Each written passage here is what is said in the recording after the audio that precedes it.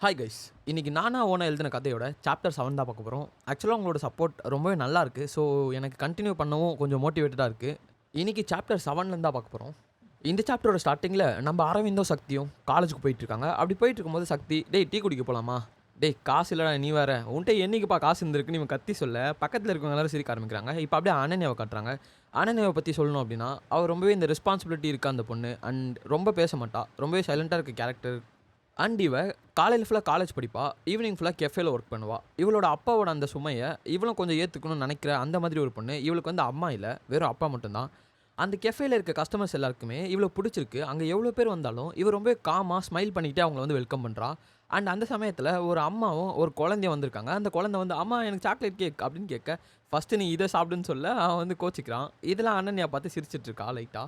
And அந்த குட்டி பையன் ஏதோ டிராயிங் பண்ணிட்டு இருக்க. அப்போ அவனோட கிரையான்ஸ் கீழ விழுது. இத வந்து அவ எடுத்து குடுக்குறா. அண்ட் வந்து அவங்க ஆர்டர் பண்ண அந்த டிஷ் எல்லாமே வந்திருக்கு. அவங்க மம்மி வந்து ஃபர்ஸ்ட்டு அந்த குழந்தைக்கு தான் ஊட்டி விடுறாங்க. இவளுக்கு இவளோட அம்மாவோட ஞாபகம் வந்துடுது. அம்மா இருந்திருந்தா நம்மளையும் இப்படி தானே கேர் பண்ணியிருப்பாங்கன்ற மாதிரி இவ ஃபீல் பண்ணிட்டு இருக்கா. அப்பன்னு பார்த்தா அந்த குழந்தை வந்து இவள கட்டி பிடிச்சிட்டு, "அக்கா நாங்க போயிட்டு வரோம்" அப்படின்ற மாதிரி சொல்ல, இவளுமே அந்த குழந்தையோட தலைய தடவி குடுத்துக்கிட்டு, "ஓகே பத்திரமா போயிட்டு வாங்கன்னு" சொல்றா. அண்ட் இவ வேலையெல்லாம் முடிச்சுட்டு வீட்டுக்கு போகும்போது, அந்த ஓனர் வந்து இவளுக்கு சேலரி குடுக்குறாங்க. அந்த சேலரிய இவ வாங்கி வச்சுக்கிறா. அண்ட் அனன்யாவும் அவளோட வீட்டுக்கு போயிட்றா. டைம் வந்து 11:10 ஆகும். இன்னும் இவ சாப்பிடல. அவ அப்பாக்காக வெயிட் பண்ணிட்டு இருக்கா. அவளோட அப்பாவும் வந்திருக்காரு. ரொம்பவே டயர்டா வந்திருக்காரு. "என்னப்பா இவ்வளோ லேட்டு?" "இல்லம்மா எக்ஸ்ட்ரா ஷிஃப்ட் கொஞ்சம் நான் ஒர்க் பண்ணேன். உன்னோட காலேஜ் ஃபீஸ் கட்டணும்லன்னு" சொல்ல, இவளுக்கு அது கேட்கும்போது கஷ்டமா இருக்கு. "இன்னும் கொஞ்ச நாள் தான்ப்பா. அதுக்கப்புறம் நான் உங்களோட சுமை எல்லாத்தையும் நான் பார்த்துக்கிறேன்" அப்படின்ற மாதிரி இவ மனசுக்குள்ள நினைக்கிறா. அண்ட் அப்படியே அவங்க அப்பா சாப்பிட்டுட்டே இருக்கும்போது டயர்ட்ல தூங்கிடுறாரு. இவளுக்கு இதெல்லாம் பார்க்கும்போது கஷ்டமா இருக்கு. அண்ட் ஒரு பிளாங்கெட் எடுத்து அவருக்கு போத்திட்டு, இவளுமே அப்படியே அவளோட மெடல பார்க்குறா. ஆக்சுவலா இது என்ன மெடல்னா, இவ வந்து ஆர்ச்சரியில நேஷனல் லெவல்ல போயிருக்கா.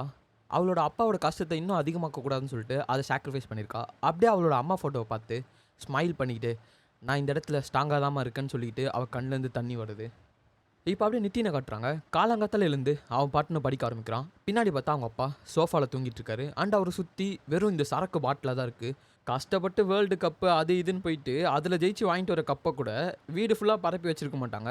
இந்த ஆளு பாருங்க சுத்தி பரப்பி வச்சிருக்காரு. அண்ட் அப்படியே வந்து அவங்க மம்மி, "இன்னும் கொஞ்ச நேரம் தூங்கலாம்லடான்னா" "இல்லம்மா எக்ஸாம் வருது." அப்படியே அவங்க சிரிச்சுட்டு, "நான் உன்ன நம்பி தான்டா இருக்கேன்.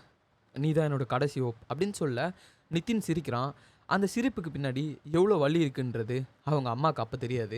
இப்ப அப்படியே காலேஜ் காட்டுறாங்க. போர்ட்ல professor "knowledge is the greatest weapon" எழுதியிருக்காரு. அதாவது அறிவு தான் இந்த உலகத்திலே சிறந்த ஆயுதம் அப்படின்ற மாதிரி எழுதியிருக்காரு. அண்ட் பசங்கள பார்த்து ஒரு கேள்வி கேட்குறாரு.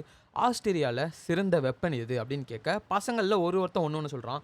ஒருத்தன் என்னன்னா ஸ்வாட் யூஸ் பண்றவங்கன்னு சொல்றான். இன்னொருத்தவன் என்னன்னா மேஜர்ஸ்ன்னு சொல்றான். இன்னொருத்தவன் என்னன்னா அங்க இருக்க பவர்ஃபுல்லான கிங்ஸ்ன்னு சொல்றான்.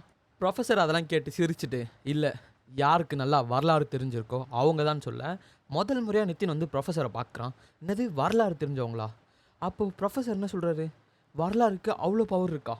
இப்ப அப்படியே லஞ்ச் பிரேக்ல நிதின் வந்து சார் சொன்னத கேட்டு லைப்ரரியில இருக்க எல்லா அந்த வரலாறு சம்மந்தமான புக்ஸ் எல்லாத்தையுமே படிக்க ஆரம்பிக்கிறான். அண்ட் அந்த சமயத்துல அரவிந்த் வரான். "ஏய் நிதின் நீ என்ன பண்ற?" அப்படின்னு கேட்க, இத நான் கேட்கணும்டான்ற மாதிரி அவன் ஷாக் ஆகுறான். "அது ஒண்ணும் இல்ல டூட். நான் வந்து சும்மா ஏசி நல்லா இருக்கே அப்படின்றதுக்காக இங்க வந்தேன்" அப்படின்னு சொல்ல, முதல் முறையா நிதின் வந்து சிரிக்கிறான். இதுவரைக்கும் நம்ம பார்த்த மெயின் கேரக்டர்ஸோட லைஃப்ல அரவிந்த் வந்து தெரிஞ்சோ தெரியாமலோ ஒரு ரோல் வந்து ப்ளே பண்றான். இப்ப அப்படியே ஈவினிங் வீட்ல அவங்க அப்பா சம்மந்தமே இல்லாம செம்மையா சண்டை போட்டுட்டு இருக்காரு அவங்க அம்மா கூட. "படிப்பு, படிப்பு, படிப்பு. படிப்புனால தான் இப்ப பணம் வரப்போதா?" அப்படின்ற மாதிரி காரணமே இல்லாம இதெல்லாம் ஒரு காரணமா சொல்லி சண்டை போட்டுட்டு இருக்காரு. ஸோ நித்தினும் வேற வழி இல்லாம அவங்க மம்மிய வந்து எப்படியோ வீட்டுக்குள்ள கூட்டிட்டு வந்துர்றான். ஐ மீன் ரூம்குள்ள கூட்டிட்டு வந்துர்றான்.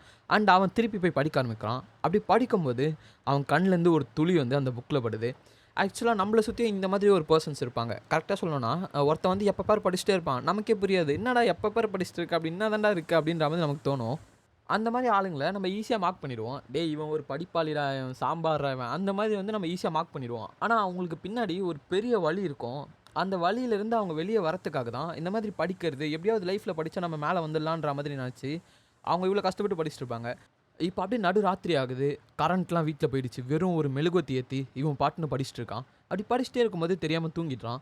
இப்படி இவன் தூங்கும்போது, இவன் தூக்கத்துல ஒரு கனவு ஒண்ணு வருது. அந்த கனவுல ஒரு மிகப்பெரிய லைப்ரரி. எந்த அளவுக்கு அது பெருசு அப்படின்னா, இங்கேருந்து வானத்த தொடுற அளவுக்கு பெருசு. அந்த லைப்ரரிக்கு நடுவுல ஒரு வயசான தாத்தா, கிறிஸ்மஸ் தாத்தாவுக்கு கூட எல்லா முடியும் நரைச்சிருக்குமான்னு தெரியல. அந்த தாத்தாக்கு நரைச்சிருக்கு. எனக்கு தெரிஞ்சு ஒரு 10,000 15,000 வருஷம் இருக்கும் போல அவரு பொறந்து. அந்த தாத்தா என்ன பண்றாருன்னா, ஒரு புக்க கையில வச்சிருக்காரு. நித்தின் அந்த புக்க தொட போக, அப்ப அவரு ஒரு வார்த்தைய சொல்றாரு. "நாலெட்ஜ்." அது எப்பயுமே அழியாது அப்படின்னு சொல்கிறதோட நித்தின் வந்து அந்த புக்கை தொடுறதோட இந்த கனவுமே முடியுது. இப்போ அடுத்த நாள் விடியுது. நித்தினுமே காலேஜுக்கு கிளம்பிட்டு இருக்கா. அப்போ அவங்க மம்மி வந்து நல்லா சாப்பிட்டு போடா அப்படின்னு சொல்லிட்டு நிறைய பேக் பண்ணியும் கொடுக்குறாங்க. அப்போ அவங்க பேக்கில் இருந்து கடைசி ரூ. 100 நோட்டையும் இவன் காலேஜுக்காக கொடுத்து அனுப்புகிறாங்க. இவன் பஸ்ஸில் போனோம்ல, அது அவங்களுக்கே தெரியாமல் அவங்க பர்ஸில் வைக்கிறான். அண்ட் இப்போ இவன் பஸ்ஸில் போனோம்ல, அதுக்காக இவன்கிட்ட இருக்க ஸ்காலர்ஷிப்காக இவன் வச்சு அந்த காசை யூஸ் பண்ணி பஸ்ஸில் போயிட்டுருக்கான். அப்போ வந்து ப்ரொஃபஸர் அவரோட ஆகாச மையை வச்சு நித்தினை பார்த்துட்ருக்காரு. So keeper of the knowledge awaken ஆகிடுச்சா அப்படின்றதோட நித்தினோட பேக் ஸ்டோரி இங்கே முடியுது. இப்போ நெக்ஸ்ட்டு மீராவை தான் காட்டுறாங்க. மீராவோட வீடை பற்றி சொல்லணும் அப்படின்னா, அது ரொம்பவே ட்ரெடிஷ்னலான வீடு. மீரா வெளியே வந்து கோலம் போட்டுட்ருக்கா. உள்ளே அவளோட அம்மா வந்து விளக்கேற்றிட்டு இருக்காங்க. தாத்தா வந்து ஜாலியாக வந்து இந்த பழங்காலத்து ஓலைச்சுவடி மாதிரி ஒரு விஷயத்தை வச்சு படிச்சுட்டு இருக்காரு. அண்ட் மீரா வந்து சரி ஓகேம்மா நான் காலேஜ் போகிறேன்னு சொல்லிட்டு அவள் கிளம்பும்போது, மீரா அப்படின்னு சொல்லி தாத்தா கூப்பிட்டேன். சொல்லுங்கள் தாத்தான்னு சொல்ல, அவர் கையில் வந்து ஒரு பெண்டன்ட் மாதிரியான ஒரு விஷயம் இருக்குது. இந்தா மீரா இதை வச்சுக்கோ, இதை எக்காரணத்து கொண்டும் தொலைக்காத. ஆமாம் தாத்தா இது என்னது, நேரம் வரும்போது உனக்கு புரியுமா அப்படின்ற மாதிரி தாத்தா சொல்கிறாரு. மீராவும் சரி ஓகேன்னு போயிட்டுறா இப்போ காலேஜுக்கு. இப்போ காலேஜில் தான் காட்டுறாங்க. ப்ரொஃபஸர் வந்து அந்த ஆஸ்திரேலியாவோட உலகத்தில் எத்தனை ரேசஸ் இருந்ததுன்றதை திரும்பி சொல்லிட்டு இருக்காரு. Humans, angels, devils, dragon, humans, mermaids. டே மச்சான் கண்டிப்பாக ஒரு மார்வல் மூவி தானே பார்த்துட்டு வந்திருக்காருன்ற மாதிரி சக்தி சொல்ல அரவிந்துமே சிரிக்கிறான். ப்ரொஃபஸர் இது எல்லாத்தையுமே நோட் பண்ணிட்டு ஒரு மாதிரி நெக்லாஸ் இருக்கிறாரு. ஒரு நாள் புரியும் தம்பி உங்களுக்கு அப்படின்ற மாதிரி. இப்போ அப்படியே லஞ்ச் பிரேக்கில் சீனியர்ஸ் எல்லாம் சேர்ந்து ஒரு ஜூனியரை வந்து பயங்கரமாக புள்ளி பண்ணிட்டு இருக்கானுங்க. கண்டிப்பாக காலேஜ்னு வந்ததுன்னா இந்த விஷயத்தை வந்து இந்த சில பேர் வந்து ஃபேஸ் பண்ணியிருப்பாங்க எனக்கு தெரிஞ்ச வரைக்கும். ஸோ இது எல்லாத்தையுமே வந்து நம்ம பசங்களுமே வேடிக்கை பார்த்துட்ருக்காங்க. மீரா வந்து அதுக்குள்ளே போய் அவங்களை கேட்கறதுக்கு தயங்கிட்டு இருக்கா. அதே மாதிரி விக்ரம் வந்து அதை பார்த்து சரி ஓகே நமக்கு என்னன்ற மாதிரி நின்றுட்டுருக்கான். அடுத்து வந்து அனன்யாவும் அதை தூரமாக நின்று பார்த்துட்ருக்கா. அப்போ சடனாக அங்கே ஒரு வாய்ஸு மாசா நம்ம ஹீரோ என்ட்ரி. ஏய் அவனை விடுங்க, ஏய் நீ யாரான்னு சொல்லிட்டு அவன் கேட்க, இங்கே பாரு நீ சீனியராக இருக்கலாம், அதுக்காக நீ நினச்சதெல்லாம் இங்கே பண்ண முடியாதுன்னு சொல்லிட்டு நம்ம ஹீரோ மாசா நின்றுட்டுருக்கா. அவன் அடிக்க வர அதை நம்ம ஹீரோ அசால்ட்டாக பிளாக் பண்ணுறான். டேய் நீ கிளாஸுக்கு போடான்னு சொல்லிட்டு அந்த பையனை வந்து சொல்லி அனுப்பிச்சிடுறான். அண்ட் இதெல்லாம் பார்த்த மீரா இவனுக்கு பயமே இல்லையா அப்படின்னு சொல்லிட்டு அவள் அப்படியே ஒரு மாதிரி அழகாக க்யூட்டாக ரியாக்ஷனை கொடுத்துட்ருக்க. இதெல்லாம் பார்த்த விக்ரம் வந்து செம்ம காண்டாகிறான். அவன் காண்டாகிறதுக்கு ஏற்ற மாதிரி இன்னும் எல்லாருமே அரவிந்தை பற்றி பேச ஆரம்பிச்சிடறானுங்க. இவன் வந்து இப்போ காலேஜ் முழுக்க ஜூனியர்ஸ்க்கு மத்தியில் ஃபேமஸ் ஆகிடுறான். இப்போ ஈவினிங் மீரா வந்து வீட்டுக்கு போன உடனே அவள் தாத்தா கிட்ட தான் கேட்குறா. தாத்தா இன்னைக்கு ப்ரொஃபஸர் வந்து ஆஸ்திரியான்ற ஒரு உலகத்தை பற்றி சொன்னார், அது உண்மையான்னு கேட்க தாத்தா ஒரு செகண்டு ஸ்டன் ஆகிட்டாரு. இங்கே பாருமா எல்லாம் கதையும் பொய் இல்லை, அதே மாதிரி எல்லா உண்மையும் எல்லாருக்கும் தெரிஞ்சிருக்கணுன்ற அவசியமும் இல்லை அப்படின்னு சொல்லிட்டு அங்கேருந்து போகிறாரு. அண்ட் ப்ரொஃபஸர் எப்படி வந்து புக் செல்ஃபுக்கு நடுவில் ஒரு பாக்ஸ் எடுத்துருப்பாரோ அதே மாதிரியான ஒரு செட்டப்பில் இருந்து இவரும் அதே மாதிரியான ஒரு பாக்ஸ் எடுக்கிறாரு. அதுக்கு நடுவில் பார்த்திங்க அப்படின்னா அந்த ஆஸ்திரேலியாவோட மேப் இருக்குது. அண்ட் அங்கே எப்படி மீராக்கு ஒரு பெண்டன்ட் கொடுத்தாரோ அதே மாதிரியான ஒரு பெண்டன்ட்டுமே அங்கே இருக்குது. தாத்தா அதை கையில் எடுக்க திடீர்னு வந்து அந்த பெண்டன்ட் க்ளோ ஆக ஆரம்பிக்குது. தாத்தா ஷாக் ஆகுறாரு. இந்த ஜென்ரேஷனுக்கு இந்த பேர்டன் வரக்கூடாது கடவுள் அப்படின்ற மாதிரி இவர் எதையும் நினச்சி பயந்துட்டுருக்காரு. இப்போ அப்படியே ப்ரொஃபஸர் அவரோட ஆகாச மையை வச்சு நம்ம மீராவை பார்த்துட்ருக்காரு. மீராவை சுற்றி இந்த லோட்டஸோட இதழ்கள் இருக்குல்ல, அது மாதிரியான டிவைன் ஃப்ராக்மெண்ட்ஸ் வந்து அவளை சுற்றி இருக்குது. ப்ரொஃபஸர் இதை பார்த்து ஸ்மைல் பண்ண அப்படியே வந்து நம்ம மீரா கிட்ட இருக்க அந்த பெண்டன்ட் வந்து க்ளோ ஆகுது. இதை மீரா வந்து பார்க்கல.